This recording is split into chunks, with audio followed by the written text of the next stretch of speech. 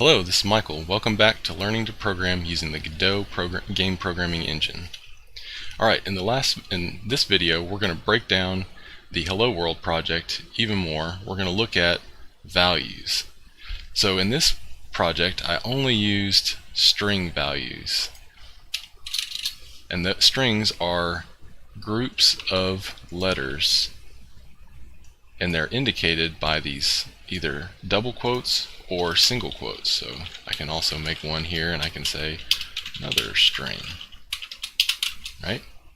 And so this is also a string. You notice Godot turns it this nice purple or pink purple color, and so that helps you identify that you've got a string.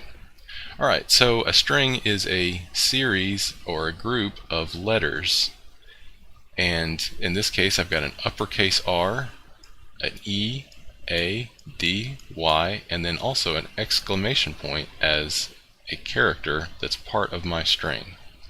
And in here I've got another, and then I've got a space, and then string.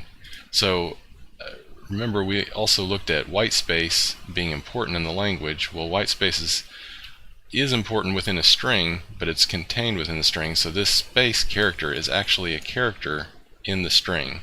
And I can use tabs, but I cannot use carriage returns or the enter key multiple lines, because that will cause an error, because it says unexpected EOL, which stands for end of line at string. So what that means is it didn't see the rest of the string, and so it doesn't know what to do there. So I'm going to bring that back, and my red should go away. Very good. So now I've got two different strings here that I'm printing, but there's other value types in programming languages, specifically numbers. So let's look at that. So I'm going to print the number 3. So 3 is a whole number, which means there's no decimal point. It's just a whole number. Can be a negative number, so I could have a -3. That's also a whole number. But there cannot have decimal places on whole numbers.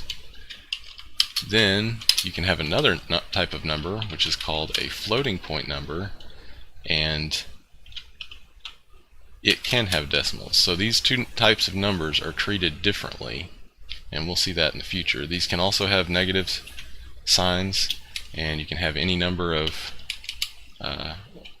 numbers ahead of them and quite a few numbers behind them. They do have a limit to how large they can be, but it's very, very large. You're not likely to hit it in any normal situation. Alright, so these are my three what's called value types of values within Godot. Alright, I think that does it. See you in the next video.